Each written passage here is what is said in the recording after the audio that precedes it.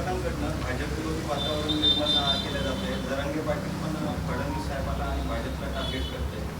येणाऱ्या निवडणुकीमध्ये त्याचा किती परिणाम जाणून येऊ शकतो आणि दुसरं किती महिलांना आपण संधी देणार आहोत? मला असं वाटतं की ओव्हरऑलच बघितलं तर महाराष्ट्रामध्ये गेल्या 10 वर्षात मधले आमचे 2-2.5 वर्ष जे सोडले तर महाराष्ट्राचा एक चांगला रेकॉर्ड आणि काल तो दाखवलेला पण आहे की आम्ही रेकॉर्ड बुक दाखवतोय, आम्ही काय केलं आहे तो रिपोर्ट कार्ड दाखवतोय, आमचं जे काम आहे ते आम्ही जनतेसमोर ठेवतोय.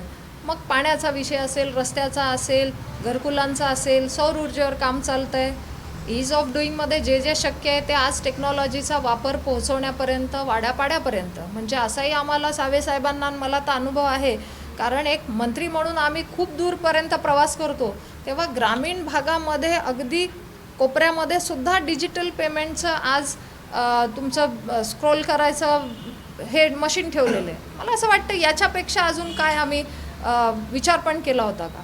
तर जेव्हा हे शक्य होतं तेव्हा तिथली अर्थव्यवस्थासुद्धा चांगली होते आणि म्हणून आज जे काही अपेक्षा आहे ते पूर्ण करण्यासाठी सरकार अगदीच चांगल्या पद्धतीने काम करते. म्हणून विरोधक कुठेतरी डिस्टर्ब नक्की असतील.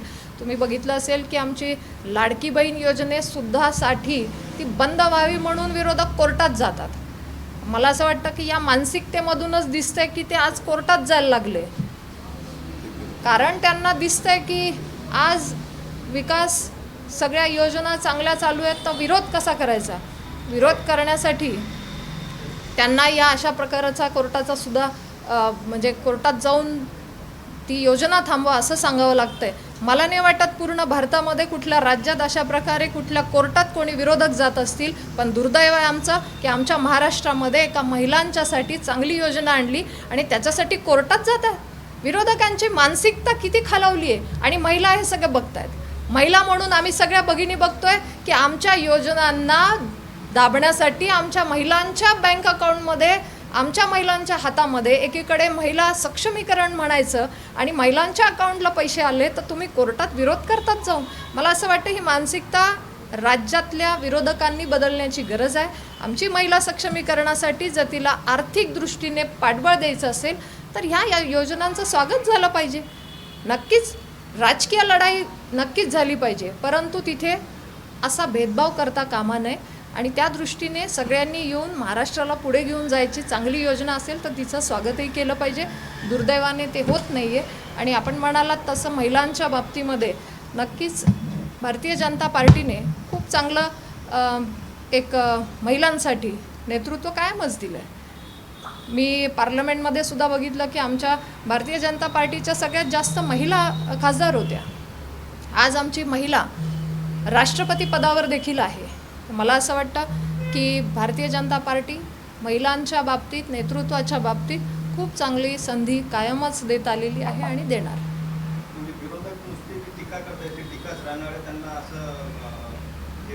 बिलकुल विरोधक घाबरलेत. विरोधकांकडे विरोधक घाबरलेत. विरोधकांकडे मुद्दे नाही आहेत, विरोधकांकडे अजेंडा नाही आहे, विरोधकांकडे व्हिजन नाही आहे, विरोधकांना महाराष्ट्राला पुढे घेऊन जायचं नाही आहे. वाढवणसारखं बंदर जेव्हा 76,000 कोटींची गुंतवणूक या महाराष्ट्रात होणार होते आहे, भविष्यात अजून वाढणार आहे, त्याच्यावर विरोधक एक शब्द बोलत नाही. म्हणून मला असं वाटतं की विरोधकांकडचे मुद्दे संपलेत आणि कुठेतरी हे चांगलं चाललेली महाराष्ट्राची गती त्यांना रोखायची आहे. कारण 70 वर्षात झालं नाही, मी तेच सांगते, ते व्हायला लागले आता. आणि प्रत्यक्षात ह्या युवा पिढीची स्वप्नपूर्तता होण्यासाठी आज महाराष्ट्र पुढे येतो आहे आणि महाराष्ट्राला अजून पुढे घेऊन जायचं आहे. तर जनतेचा विश्वास आहे महायुतीवर आणि त्या दृष्टीने विकासाच्या मुद्द्यावर ही लढाई आम्ही जिंकणार. सूचना 30 तारखेपर्यंत, दिवाळीच्या. केंद्रीय मागास आयोगाने महाराष्ट्रातल्या 17 जातींना ओबीसीमध्ये आरक्षण द्यावं अशी शिफारस केली. दुसरीकडे महाराष्ट्रातला मराठा समाज ओबीसीतून आरक्षण द्यावं अशी मोठ्या प्रमाणात मागणी होते. याचा कुठेतरी विचार होणार आहे? नाही, याच्या बाबतीत मी परत एकदा सांगते, प्रत्येक जातीनुसार, प्रत्येक वर्गानुसार जे निकष ठरलेले असतात, त्याच्या काही प्रोसेस ठरलेले असतात, त्या कमिटी पुढे जातात, त्याच्यावर सुनावणी होते. त्यानंतर तर मला असं वाटतं की हे त्या याच्या प्रश्नांवर वेळोवेळी माननीय मुख्यमंत्री महोदयांनी, माननीय उपमुख्यमंत्री महोदयांनी याच्यावर वेळोवेळी सविस्तर अशी चर्चा केलेली आहे आणि त्या दृष्टीने त्या वेळेला ती उत्तरं दिली आहे. आज मात्र आम्ही जाहीरनाम्यासाठी आपल्याला विनंती करतोय आणि त्याच्यामध्ये आपल्याकडनंही चांगल्या सूचना येतील अशी मी अपेक्षा करते. आणि हा जाहीरनामा आपल्या सगळ्यांचा, आपल्या मुलांच्या भविष्याचा असणार आहे. त्यासाठी आपलं योगदान प्रत्येकानं द्यावं.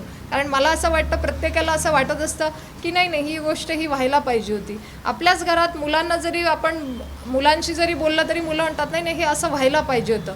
मला वाटतं ही योग्य वेळ आहे, त्या सूचना अपेक्षित आहे आणि याच्यामध्ये सगळ्यांनीच सहकार्य करावं अशी मी विनंती करते. थँक्यू. महिला सुरक्षेचा प्रश्न जो आहे तो ऐरणीवर आहे. जाहीरनामा सादर केल्यानंतर त्याचं कौतुक केलं जातं, मात्र विरोधकांनी तोच मुद्दा आग्रही धरला आहे.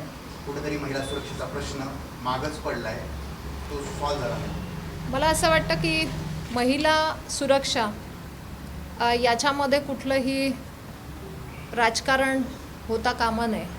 परंतु असंही आम्ही बघतो की पश्चिम बंगालमध्ये जेव्हा महिला अत्याचार होतात तेव्हा मात्र विरोधक गप्प असतात आणि दुसऱ्या राज्यात झालं किंवा मी म्हणेल की जिथे BJPचं शासन आहे तिथे मात्र तुम्ही आरोप प्रत्यारोप करतात. इथे एखाद्या आरोपीचा एन्काउंटर झाला, महिला सुरक्षा म्हणून आधी प्रश्न विचारणार आणि एन्काउंटर झाल्यानंतर पण सरकारला कुठेतरी प्रत्यारोप करणार. मला असं वाटतं की विरोधकांना हे आधी समजलं पाहिजे की याच्यामध्ये कुठलं शासन आहे, कुठलं हे अपार्ट फ्रॉम द पॉलिटिक्स. महिला सुरक्षेवर सगळ्यांनीच एकत्र येऊन बोललं पाहिजे, ते कुठलंही राज्य असो. आणि एक महिला म्हणून मी एवढंच म्हणेल की चांगले संस्कार देऊन मुलांना पुढे घेऊन जायचं आहे, ही समाजाची आपली सगळ्यांची जबाबदारी आहे. तर त्याच्यासमोर उदाहरणं ही सगळ्यांनी चांगले, सारखे आणि भक्कमपणे महिलांच्या पाठीशी उभे राहणारेच ठेवले पाहिजे. हा माझ्या छत्रपती शिवाजी महाराजांचा महाराष्ट्र आम्ही जेव्हा म्हणतो तेव्हा इथली महिला सुरक्षित राहील आणि त्यासाठी सगळ्यांनी मिळून काम केलं पाहिजे. त्याच्यावर मग ह्या राज्यात, त्या राज्यात, ह्या राज्यात असं होता कामा नये. जिथे महिला अत्याचार असेल तिथे सगळ्यांनी एक संघपणे उभं राहून त्या आरोपीला शिक्षा होईपर्यंत सगळ्यांनी एकजुटीने त्या न्याय मिळवण्यासाठी, त्या अत्याचाराच्या त्या महिलेला न्याय मिळवण्यासाठी एकत्रित राहिलं पाहिजे. परंतु दुर्दैवाने कुठेतरी पश्चिम बंगालवर बोललं जात नाही. राहुल गांधी एका ठराविक राज्याबद्दल बोलतात आणि तीच घटना दुसऱ्या राज्यात घडली तर बोलत नाही. मला असं वाटतं की हा पॉलिटिकल पार्ट किंवा पॉलिटिक्सचा भाग नाही. महिला सुरक्षेसाठी सगळ्यांनी काम केलं पाहिजे. ती काम करण्याची सुद्धा भारतीय जनता पार्टी म्हणून आम्ही सगळे कार्यकर्ते त्यासाठी काम सगळ्याच ठिकाणी इक्वल लेवलने करतो. विधानसभेत जर महिलांना जास्त संधी दिली, निवडून आल्या, सक्षमीकरण तर होईलच, नेत्या तर उभा राहतीलच, अशा घटना थांबतील.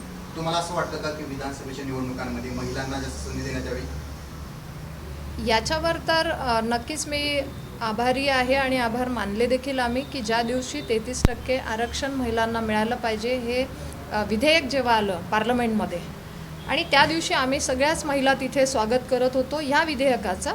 कारण की हे विधेयक महिलांच्या दृष्टिकोनातनं फार महत्त्वाचं होतं आणि त्या दिवशी जे मंजूर झालं, मला असं वाटतं की त्याच दिवशी क्लिअर झालं आहे देशाला की पुढच्या दृष्टीने, भविष्याच्या दृष्टीने महिलांनी सक्रियपणे राजकारणात आलं पाहिजे, जेणेकरून तिला देखील एक अधिकार असतो, तिला देखील एक तिच्या विचारधारा असतात, तिला देखील सुरक्षा म्हणून तिची काळजी असते, महिलांची काळजी असते. त्याप्रमाणे या दृष्टीने महिलांना नेतृत्वात संधी देण्यात यावी यासाठी भारतीय जनता पार्टीने हे विधेयक देखील आणलं पार्लमेंटमध्ये आणि त्याला देखील सगळ्यांनी समर्थपणे साथ दिली.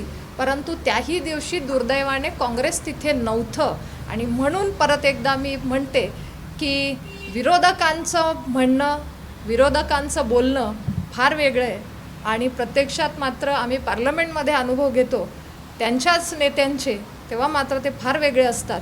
म्हणून कुठल्या पक्षाने कोणाला किती संधी दिली आहे याचा आमच्यासारखे नक्कीच अभ्यास करतात. संधी दिली मात्र तिकीट कधी देणार असा महिलांचा प्रश्न असतो.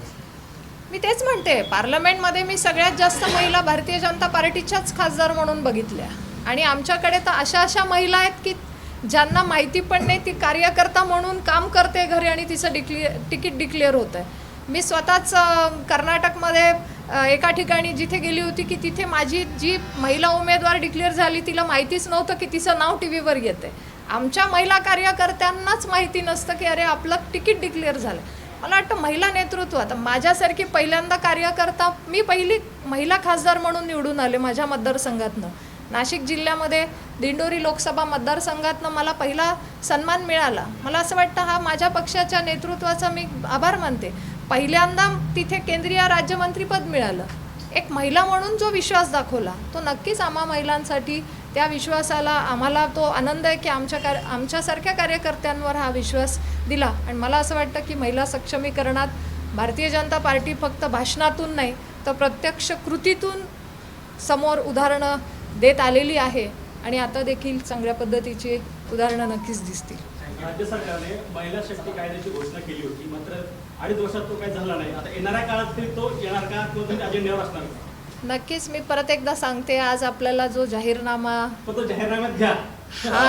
मग ती सूचना आम्हाला अपेक्षित आहे आणि सोशल मीडियाच्या माध्यमातून ह्या अशाच सूचना आम्हाला अपेक्षित आहे आणि त्याच्यामध्ये महिला सुरक्षा असेल, महिला सक्षमीकरण असेल, त्याला निश्चितच आम्ही चांगला न्याय देणार आहोत. धन्यवाद. सर्वांचे खूप खूप आभार मानतो आणि सगळ्यांनी नाश्ता आणि